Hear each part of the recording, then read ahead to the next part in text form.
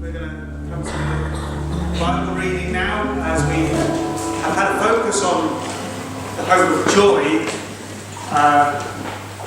Little warning, there doesn't seem to be quite so much apparent joy in our passage this morning. Chris is going to read from Romans chapter 1, where I do think we do find the joy, and we'll get to that soon. So we'll be reading from Romans 1, and we start reading at verse 18, continuing until verse 32. The wrath of God is being revealed from heaven against all the godliness and wickedness of men who suppress the truth by their wickedness. Since what may be known about God is plain to them, because God has made it plain to them. For since the creation of the world, God's invisible qualities, his eternal power and divine nature, have been clearly seen, being understood from what has been made, so that men are without excuse. For although they knew God, they neither glorified him as God, nor gave thanks to him. But their thinking became futile, and their foolish hearts were darkened. Although they claimed to be wise, they became fools, and exchanged the glory of the immortal God for images made to look like mortal man, and birds and animals and reptiles. Therefore, God gave them over in the sinful desires of their hearts to sexual impurity, for the degrading of their bodies with one another. They exchanged the truth of God for a lie, and worshipped and served created things rather than the Creator, who is forever praised. Amen. Because of this, God gave them over to shameful lusts. Even their women exchanged natural relations for unnatural ones. In the same way, the men also abandoned natural relations with women and were inflamed with lust for one another. Men committed indecent acts with other men and received in themselves the due penalty for their perversion. Furthermore, since they did not think it worthwhile to retain the knowledge of God, he gave them over to a depraved mind, to do what ought not to be done. They have become filled with every kind of wickedness, evil, greed, and depravity. They are full of envy, murder, strife, deceit, and malice. They are gossips, slanderers, God-haters, insolent, arrogant, and boastful. They invent ways of doing evil. They disobey their parents. They are senseless, faithless, heartless, ruthless. Although they know God's righteous decree that those who do such things deserve death, they not only continue to do these very things, but also approve of those who practice them.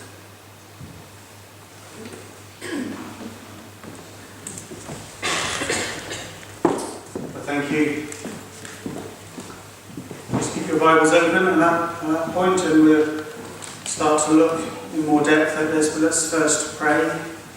Father, thank you that we have this chance to look at your word, and as we look at verses which contain things that in our society today would be seen as contentious, Lord, we pray that you'd help us to navigate ourselves through these verses in a way that reflects the truth that is proclaimed here, that faithfully sticks to your word,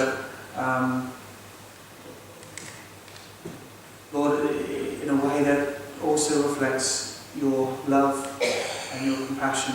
Lord, fill our hearts with that as well as a concern for the holiness that your word shows us. Lord, we pray this in the name of Jesus. Amen. Last week, I said about lack of hope in a passage. I do think there is stuff here, but compared to last week, it doesn't seem to be all that jolly, does it? Last week we had one of the most memorable lines in the whole book of Romans. I'm not ashamed of the gospel, For it's the power of God for the salvation of everyone who believes. That's powerful, isn't it? That's wonderful. What an amazing statement it is. And as we looked at those words last week, I hope they were a challenge to us. And much of what follows in the book of Romans shows us in much greater detail how the gospel is the power of God for salvation. As the book of Romans really digs in deep into the gospel and what it's all about. But as we considered last week as well, in order to understand the good news of the gospel, we need to understand the bad news that the gospel comes to. There's a background that the gospel comes into which is what makes the gospel good news. You see, if there was no bad news, if there was nothing to be saved from, the message of salvation would be meaningless. In the same way that on my phone, as most phones I've got a torch, and it shines. I don't know, if I go directly in your eye, it might kind of hurt a little bit. But it doesn't seem very bright, does it? Just a little glow on my phone. If it was dark in here, you'd see the brightness all that much more. And to see the beautiful brightness of the gospel, and to really understand that we need to know something of the darkness that is the background, and there is this troubling background. And as Paul starts to zoom into the detail of the gospel, he starts off by setting out what this bad news is. And in verse 18, the first verse in our passage, we have a kind of summary where we read, "The wrath of God is being revealed from heaven against all the godlessness and wickedness of men who suppress the truth by their wickedness." If you want a summary of the problem that the gospel comes to meet, here is a great summary. And there's two major things that jump out of that verse. The wrath of God and the wickedness of men. The wrath of God and the wickedness of men. If you needed to summarise, what is the problem the gospel has come to meet? It's the wickedness of men and what follows, which is the wrath of God. And broadly, they're what we're going to be looking at this morning. They're the broad themes that make up our 2 points, starting off with the wickedness of men.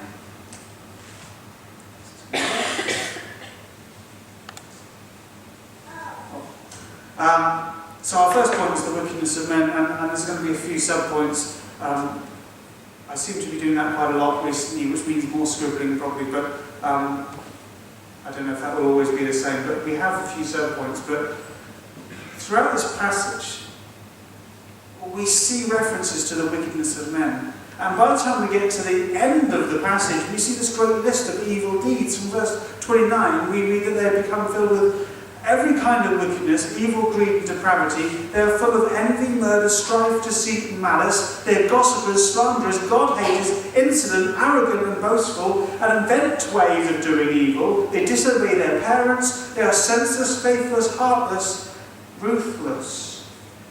It's quite a list, isn't it? It's quite a list, and I mean, probably as we kind of go through there may be one or two things that kind of maybe nag at us a little bit. But as Paul starts and focuses in on this bad news, the background that the gospel has come into, as he speaks of the wrath of God and the wickedness of men, notice that Paul hasn't started with that list. That list comes at the end of our passage. See, it's a while before he gets to there, because whilst those things certainly do reflect the wickedness of men, there's a more fundamental root of this wickedness. And as Paul speaks of men's wickedness, 3 times we read the word exchanged. In the Greek, there are actually 2 different words used, but they're both correctly translated as exchanged in verse 23, verse 25, and verse 26. And as we try and see what Paul is describing when he speaks of the wickedness of men, I want to look at each of these 3 exchanges that man makes and see if through that we can understand what Paul is telling us about the wickedness of men. So the first one is in verse 23. That is, the glory of God is exchanged for mortal images. So verses 18 to 23, the glory of God exchanged for mortal images. Look, if you will, at verse 23, where we read that they exchanged the glory of the immortal God for images made to look like mortal man and birds and animals and reptiles.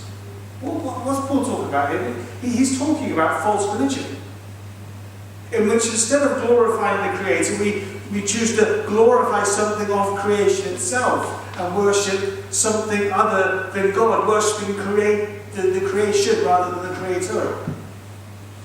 Which of course violates the first commandment, you shall have no other gods before me. And from the verses that lead up to this, Paul makes it clear that there's no excuse for this violation. People cannot say that they did not know about God. God is not obscure. It is men's wickedness that suppresses the truth of who God is. Verse 18, the wrath of God is being revealed from heaven against all the godlessness and wickedness of men who suppress the truth by their wickedness. Since what may be known about God is plain to them, because God has made it plain to them. You know, if you're ever asked, can you prove God? Well, we don't need to, because God has proved himself. God says that in this world it is plain that God exists. And any denial isn't because the information isn't there, but it's because we suppress the truth through wickedness. Because it's plainly evident that God exists. And in verse 20, Paul explains what creation shows us. Verse 20, for since the creation of the world, God's invisible qualities, his eternal power and divine nature, have been clearly seen, being understood from what was made, so that men are without excuse. The evidence of God's reality is all around us. To deny the reality of God when the evidence is all around us is like, well, if you were lifted up into the air by another person, and they're holding you there up in the air, and you say, I don't believe in that other person. I don't believe they exist. And someone asks you, well, how are you in the air then? Well, there's got to be another explanation. Because that person doesn't exist. Now, it sounds ridiculous, doesn't it? But really, Paul is saying it is that ridiculous to deny God when the evidence is so plain. And I dare say, as Christians, as people who do believe in God, I think we'd say, yes, the evidence is plain, isn't it? Particularly living in such a beautiful area where we regularly see such amazing views of the sea and the coastline. As we see such beautiful sights, it's hard to do anything but praise the Creator. Well, maybe we don't burst out into song every time we see the coastline. But surely when we see the magnificent beauty, our hearts do turn to God somehow. The God whose eternal power and divine nature are clearly seen in the majesty of his creation. But we read in verse 21, for although they knew God, they neither glorified him as God nor gave thanks to him. But their thinking became futile and their foolish hearts were darkened. The evidence for God is all around. Evidence that should make us long to find out more. You notice that as Paul explains what knowledge is given in creation, it doesn't include the way of salvation, but it includes enough for mankind to want to find out more about this God as they see the eternal power and divine nature. But actually the response isn't even to do that. It doesn't prompt inquiring minds. The response is rejection. Their thinking became futile and their foolish hearts were darkened. Verse 22, although they claimed to be wise, they became fools and exchanged the glory of the immortal God for images made to look like mortal man and birds and animals and reptiles. Instead of seeking the Lord, they devised their own gods. This verse echoes, by the way, a verse from Psalm 106, where it's speaking about the Israelites in the desert during the Exodus, and it says, they exchanged their glory for an image of a bull which eats grass. You know, even with that revelation that Israel had, which went far beyond simply the testimony of creation, instead of worshipping the God who had led them out of Egypt, out of slavery, they made a golden calf and worshipped that. It's really quite crazy. And yet we see the same kind of thing, the worship of man-made things or the worship of human ideas of deity, again and again in the history of the world, including in the history of God's people, Israel. And and including today in our society. There are so many gods of our age, aren't there? And what makes this idolatry so subtle is that they very often don't look like what we imagine gods to look like. But really anything that takes a greater prominence or more devotion in our lives than the true God is a false God. The God of money. The God of possessions. The God of shopping, the God of food, the God of sex, the God of pornography, the God of sport, the God of family, the God of holidays, the God of work, the God of achievement, the God of fitness, the God of popularity, the God of power, and so many other gods that dominate our society. Things that take more prominence in the minds of many people than God himself, and if we're honest, often penetrate into our lives as gods. Now, of those things I listed, most of those, not all, but most of those are good things in themselves, but as soon as they become more important to us than the true God, when these good things become God things, we act as idol worshippers, and we alongside all mankind are without excuse. Or we more so, really, because we have the personal revelation of God in the Bible. But verse 20 shows us that all men are without excuse. For since the creation of the world, God's invisible qualities, his eternal power and divine nature have been clearly seen, being understood from what was made, so that men are without excuse. Without excuse, and yet mankind has exchanged the glory of God for mortal images. But as we move on to the next couple of verses, we see that secondly the truth of God is exchanged for a lie. Verses 24 and 25, the truth of God exchanged for a lie. Verse 24, therefore God gave them over in a sinful desire to sexual impurity for the degrading of their bodies with one another. They exchanged the truth of God for a lie and worshipped and served created things rather than the Creator who is forever praised. We'll focus more on verse 24 a bit later, but verse 25 reinforces what we've already looked at, but bringing out a slightly different aspect. I don't think this is an entirely distinct point. But now, here, the words are not just about the glory of God that's evident in creation, but the truth of God, or the truth about God, which again is evident in creation. And evident also, of course, in the written word of God. But the truth about God is exchanged for a lie, leading to worshipping and serving masters other than the Creator, who, as Paul adds, is forever praised, but not by those who listen to the lie. And the root of this lie is that absurd notion that we might know better than what God has revealed about himself.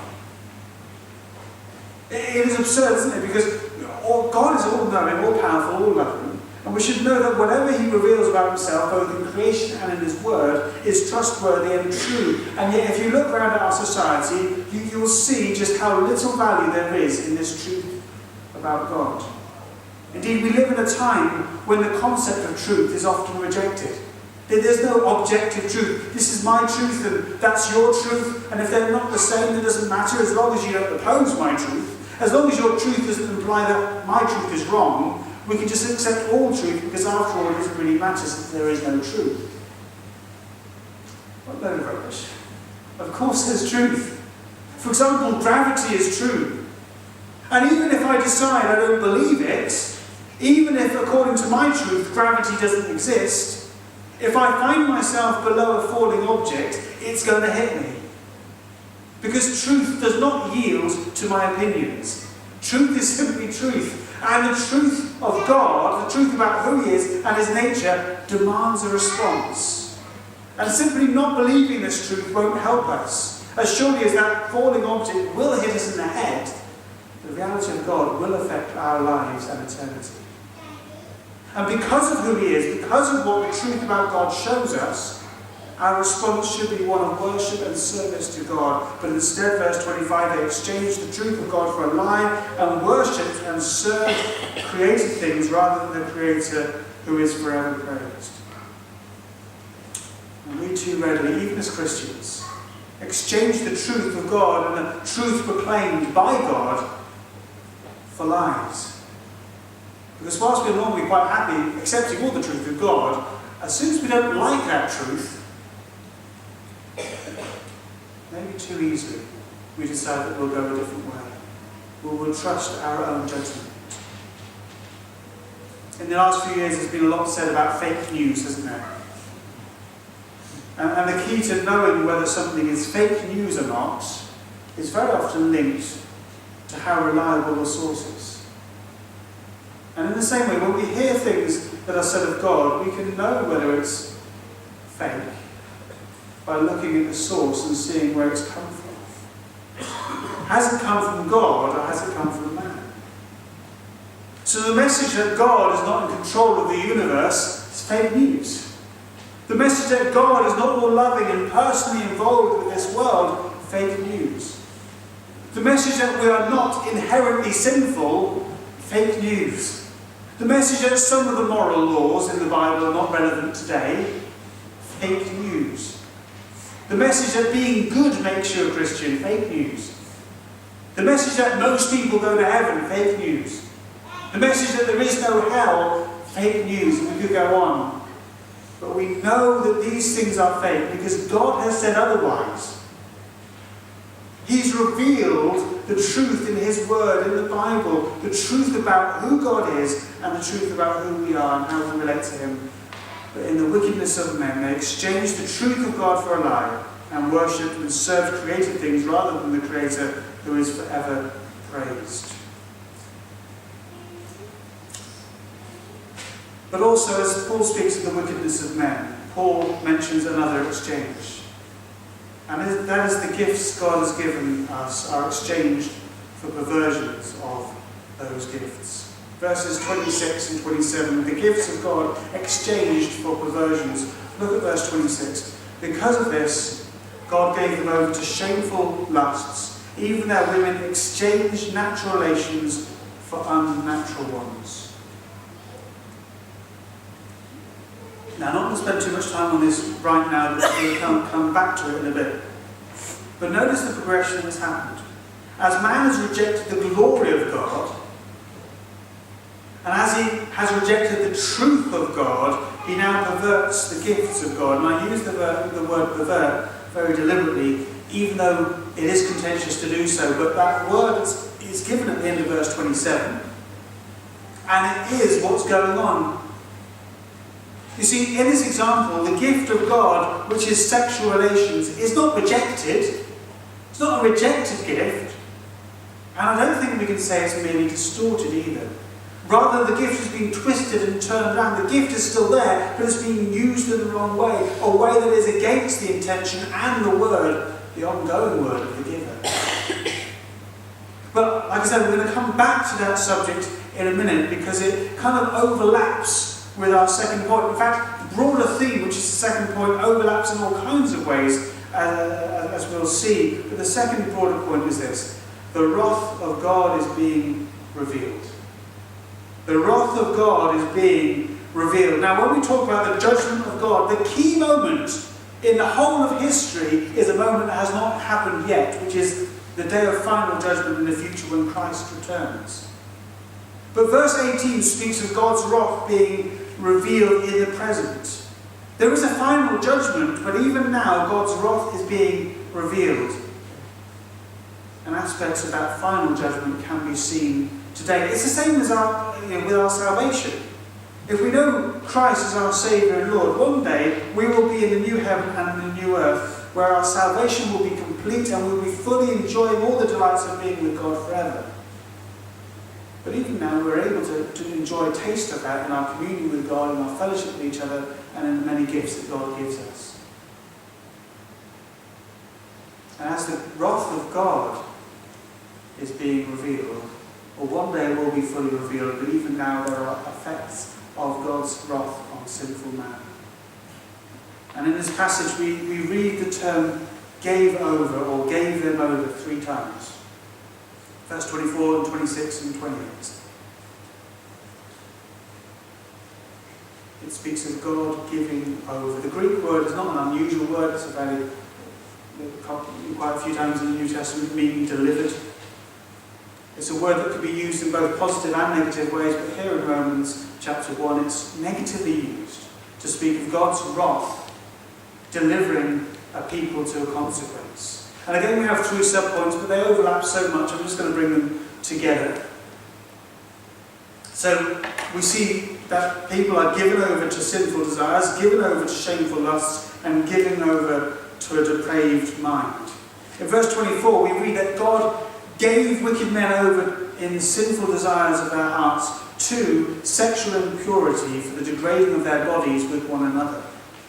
Now, getting our heads around this and what's going on is fairly tricky, because we know that God is not the author of sin, but there is something active in what God does here. This is not simply God allowing the sin to progress, but God acts in judgment, and the consequence is sexual impurity. Now, possibly the action of God's wrath is to remove restraint.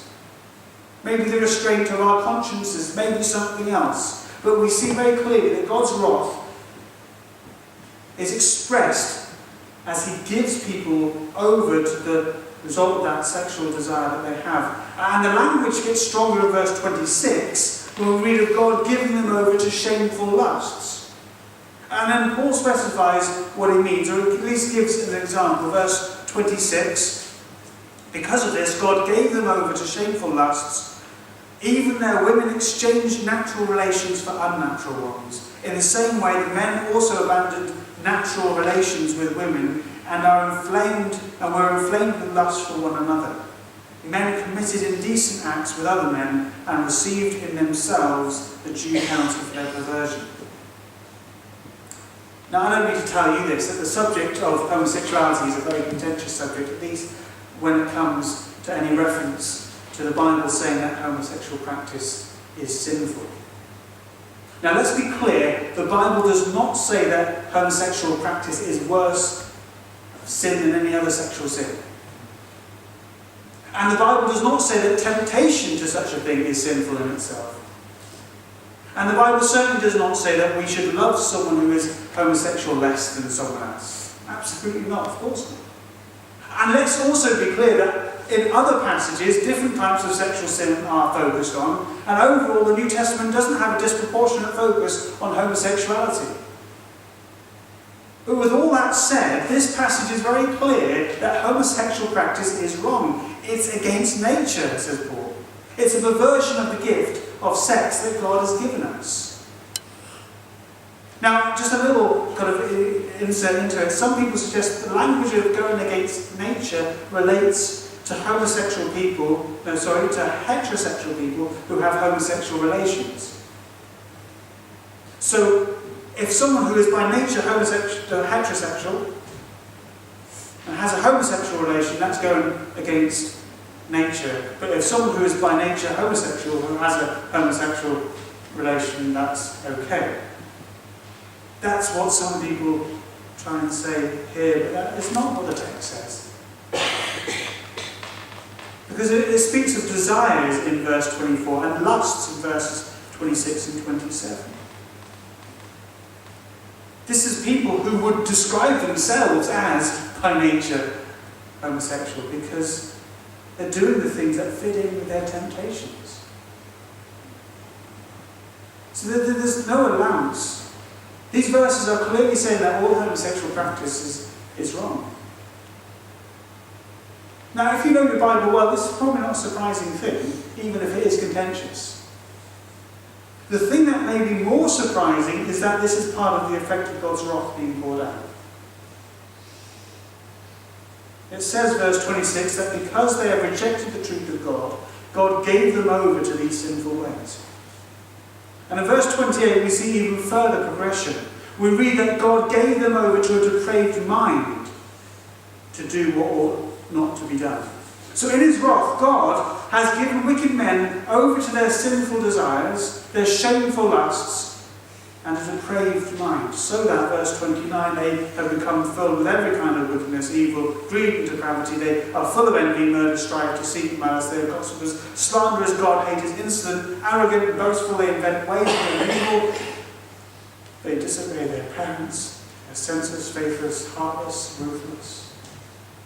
Such an escalation of sin, which involves our minds being so turned against God's way that we approve of the ways that go against God. Verse 32, although they know God's righteous decree, that those who do such things deserve death, they do not only continue to do these very things, but also approve those who practice them. In other words, there's a kind of bonding together of those who are against God, like there was with the Tower of Babel, but instead of trying to become equal or greater than God, in his wickedness, men come together in their rejection and rebellion against God's ways. And isn't that what we see in our society today? A kind of bonding together, creating a new morality which is apart from the Bible. Why is it slightly dangerous for me to speak the way I've done this morning about homosexual practice? It's because society has decided that for me to speak in such a way is hateful. I don't believe it is, but that's what society will say.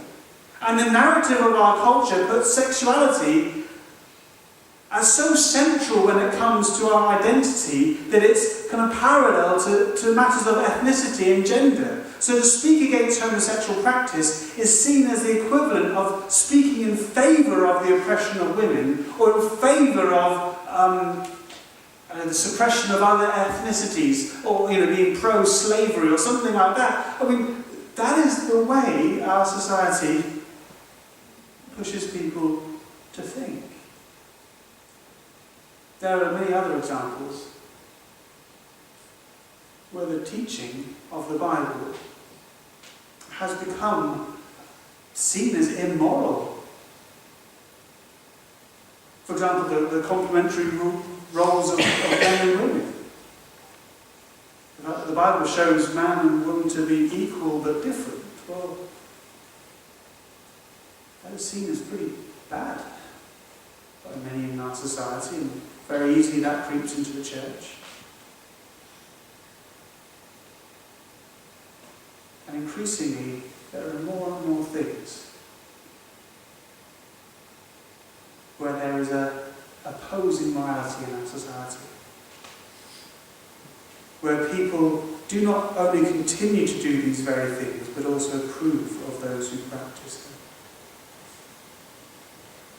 We see in our society something that very much bears out the witness of what Paul writes 2,000 years ago. As God gives man over in his rebellion against God to all the consequences that come from such a rebellion. Where is the hope in this passage? There's a couple of places.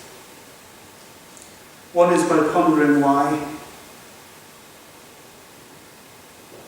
Of course, there's much more hope as we carry on through the book of Romans.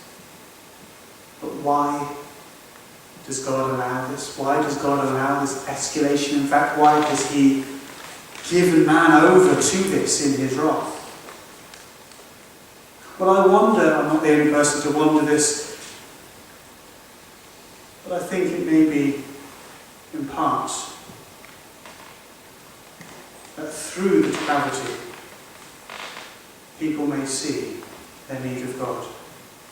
That in suffering through having that depraved mind, that people may reach out to God. This is the pattern that often is the case in Israel. God allows consequences of their sinfulness that they may then call out for repentance. And there's a beautiful line in the prodigal son parable. So in Luke chapter 15, where the prodigal son, he's gone away, he's squandered all his money, and there's a time of famine, and all his friends have abandoned him, and he's left feeding pigs, which was against his Jewish kind of better nature, and he's just so hungry that he'd even eat the things that the pigs are eating. And then it says this: when he came to his senses, he said, "How many of my father's hired men have food to spare, and here I am starving to death." Sometimes it is the utter worst that brings us to that point where we come to our senses. And as we look at our society, may that be a prayer, that people will, in their depravity, come to their senses. Because there is an answer. As the prodigal son went home and was accepted by his father, we have a Father who has loved us even in our sin. And repentance is possible because as much as we, mankind, have exchanged the truth of God for a lie, and as much as God has given us over to our sinful behaviour, it isn't the only place where God has acted to give one over for something else. I said that the word that is used as gave over is quite a common word. And it's used in a variety of ways. It's even used to speak of betrayal. It's the same word used when Judas betrays Jesus. He gave him over. He betrayed him. And Jesus uses this word to speak of himself, where he says, for example, in Mark 9, verse 31, he says, "The Son of Man is going to be delivered, given over, delivered into the hands of men. They will kill him, and after 3 days he will rise." See, God has given man over to his sinfulness, but also he's given over Jesus to the sacrifice of the cross. And because God has given over, there is another kind of exchange. You see, we have exchanged the truth of God for a lie, but God has made a great exchange as well. A fantastic verse, 2 Corinthians 5, verse 21. I refer to this lots of times because it's so beautiful and it speaks so directly to us. What is the exchange that God has made in response to the exchanges that we've made? But it says, "God made him who had no sin to be sin for us, so that in him we might become the righteousness of God." In a few moments we'll be coming around the communion table, and there we see in the bread and in the wine this picture of what Christ did on the cross. And on the cross, God did not make Jesus a sinner, rather he made him sin. He took all our sin, all our shame, and paid the consequence through his death on the cross, so that we might have in exchange the righteousness of God that is in Jesus Christ. We have been given over in our sinfulness to the depraved mind, but Jesus was given over to death, so that whilst we exchanged the truth of God for a lie, while we exchanged the glory of God for just meaningless things, God has enabled this great exchange to happen, that we might have life in him. You see, there is a hope that comes out of this passage and comes so beautifully to this society, which is so dark and busy. But there is such a bright hope. The hope that because Jesus was made sin for us, we can be clothed in our righteousness. Jesus. We're going to pray and then just pause for a moment while we can get over to the communion table. There's no hymn between the sermon and the communion this morning, so if you do need to leave for some reason, do that as we pause, but let me just pray, and then we'll come over to the table, and those who are servants can come down as well. Father, thank you that although we see such a grim picture of the condition of mankind, you still love us, and you still sent Jesus. Thank you that although this passage that we've looked at gives us an insight of the depravity that is in our own hearts, even though each one of us, when we're perfectly honest, would admit there are so many dark, dark things in our own hearts and minds, we thank you that Jesus loves us and died for us. Thank you that there is such a bright hope. And Lord, as we consider our society around us, oh Lord, by our example, by the power that you have at work through us and in your word and in this society, Lord, we pray that people will be drawn to repentance.